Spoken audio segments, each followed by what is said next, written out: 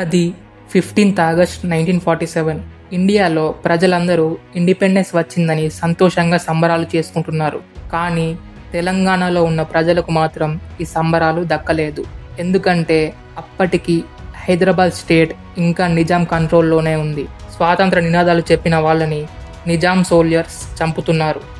కానీ Indian government మాత్రం ఏమీ చేయలేదు. కానీ సర్దార్ వల్లభాయ్ పటేల్ గారు 1948లో ఇండియాలో హైదరాబాద్ స్టేట్ కలవాలి అని అనుకున్నాడు. కానీ దీనికి అప్పటి నిజాం రూలర్ ఒప్పుకోలేదు. సో పటేల్ గారు ఫోర్స్ఫుల్గా హైదరాబాద్ రీజన్ని కలపాలి అని అనుకున్నాడు. సో ఇండియాకి ఇండిపెండెన్స్ వచ్చిన తర్వాత ఫస్ట్ టైం ఇండియన్ ఆర్మీని యూజ్ చేశాడు హైదరాబాద్ రీజన్ని ఇండియాలో కలపడానికి. ఈ ఆపరేషన్కి ఒక నేమ్ పెట్టారు, అదే ఆపరేషన్ పోలో. ఇది 13th September 1948 రోజున స్టార్ట్ అయ్యింది. అండ్ ఇండియన్ ఆర్మీ హైదరాబాద్లో ఎంటర్ అయ్యింది. 24,000 మంది నిజాం సోల్జర్స్ని అండ్ రజాకార్స్ని అదుపులోకి తీసుకుంది. 5 రోజుల తర్వాత అంటే 17th September రోజున నిజాం రూలర్ సరెండర్ అయ్యాడు.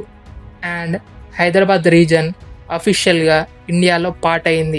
అందుకే 17th Septemberని తెలంగాణ విమోచన దినోత్సవంలో జరుపుకుంటారు. ఇది అయిన తర్వాత మెద్రాస్లోని ఆంధ్ర రీజన్ అండ్ హైదరాబాద్ రీజన్ని కలిపి ఆంధ్రప్రదేశ్ స్టేట్లా మార్చారు 1956లో. సో ఇదే ఆపరేషన్ పోలో అంటే. సో ఇలాంటి వీడియోస్ మిస్ అవ్వద్దనుకుంటే మన ఛానల్ని సబ్స్క్రైబ్ చేసుకోండి.